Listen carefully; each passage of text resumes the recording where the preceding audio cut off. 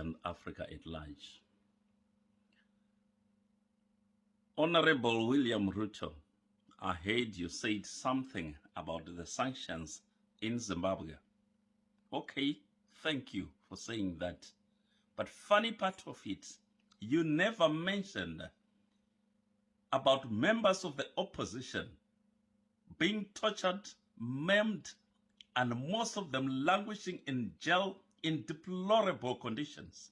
You never mentioned anything about that. Listen, Mr. President, as long as we don't want to admit that corruption and intolerance for other political parties or the opposition is a cancer in Africa, Africa will never heal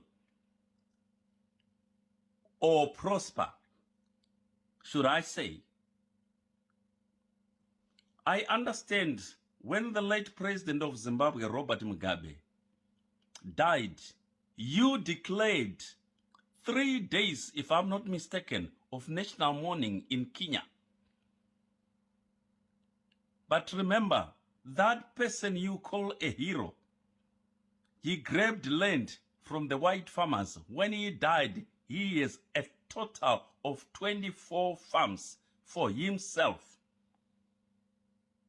Poor people are still languishing in their poverty, worse than they were before the previous regime. African leaders, as long as you don't want to tell your colleagues or you don't want to be criticized, Africa will never move an inch forward, but backpedaling to the old Stone Age. Yes, we don't want sanctions, but you should have asked your colleague what brought in the sanctions. At first,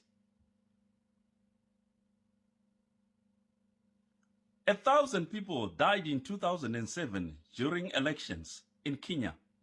Let me tell you one thing, 30,000 people were killed, but that by that very person you are supporting in Zimbabwe.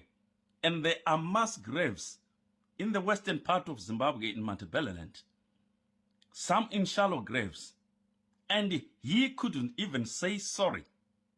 This is the person you are supporting. No, thank you, Mr. Ruto. I beg to differ. Yes, nobody wants sanctions for his country, but nobody wants to be tortured and maimed simply because that person is in the opposition. The same applies to our neighboring president, Ramaphosa. He never mentioned anything about the human rights abuse of ordinary people by that party in power in Zimbabwe. What a shame. African presidents, kudos to those who are doing very well. The likes of Paul Kagame, president of Seychelles, Mauritius, they are doing wonders for their countries. But the rest, you need to pull up your socks if you are entertaining any hopes of Africa prospering. We don't want sanctions, but we don't want to be abused simply because we are in the opposition. We don't want people killed like what happened in Kenya in 2007. Kudos to you for these past elections. Nobody was killed, if my memory serves me right.